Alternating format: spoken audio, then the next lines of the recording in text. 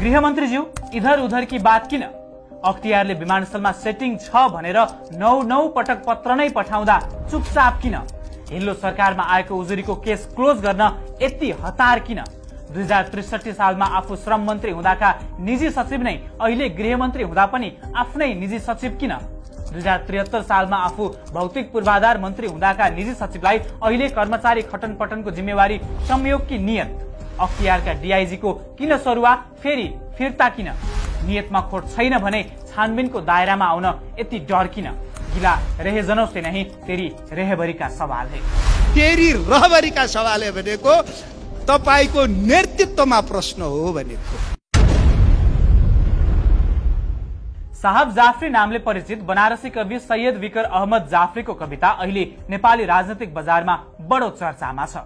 उक्त कवितालाई बीजेपी नेता सुषमा स्वराजको कपी गर्दै तत्कालीन प्रमुख प्रतिपक्षी दलका सांसद तथा हालका गृहमन्त्री रमेश लेखकले नेपालीमा उल्था गर्दै संसदको रोस्ट्रमबाट सुनाएका थिए। तू इधर उधर की न बात कर, तू इधर उधर की न बात कर, ये बता कि काफिला क्यों लूटा, ये बता कि काफिला क्यों लूटा।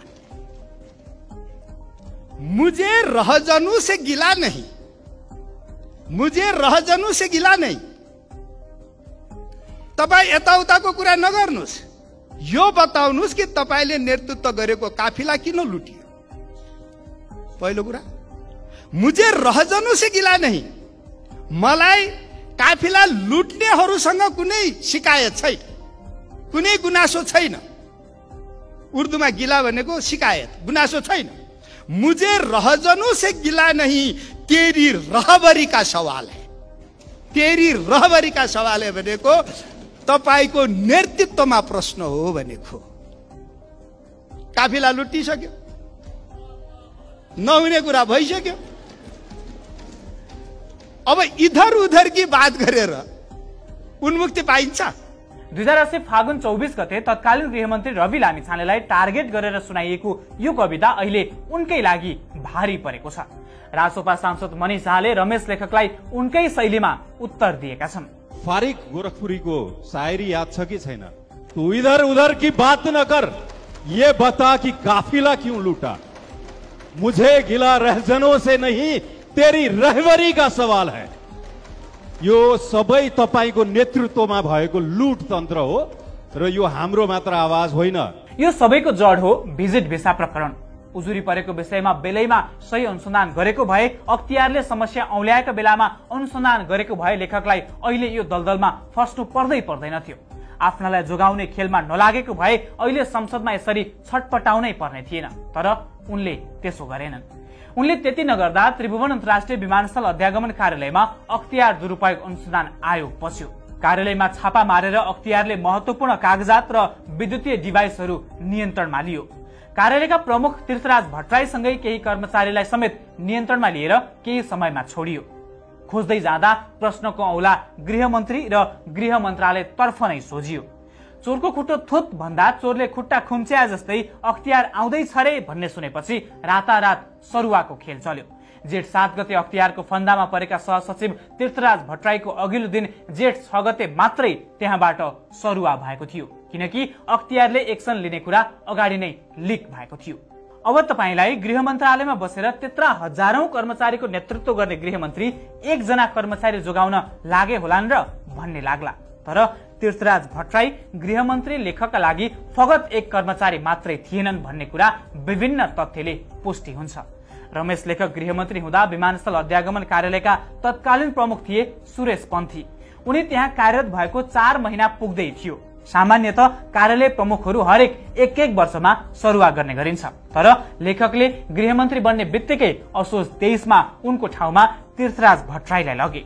त्यहाँ पुगेर सेटिङ गरेको खुलेपछि उनी अख्तियारको फन्दामा पर्ने निश्चित भयो। 7 गते अख्तियारले समात्दैछ भन्ने थाहा पाएपछि लेखकले भट्टराईलाई 6 गते मन्त्रालय बोलाएको र गोप्य छलफल गरी सोही दिन राति 8 बजे सरुवा गर्ने निर्णय गरेको बताइएको छ। 6 गते उनी बीच भेट भएको सीसीटीभी प्रमाण रहेको गृह मन्त्रालय स्रोत उद्धत गर्दै रासोपा नेताहरूले सार्वजनिक रूपमै दाबी गर्दै आएका छन्। गृह मन्त्रालयमा बोलाएर सीसीटीभी क्यामेराको रेकर्ड छ भन्ने कुरा छ हामीसँग, हामीलाई पनि आएको छ, त्यो प्रमाण पनि आएको छ।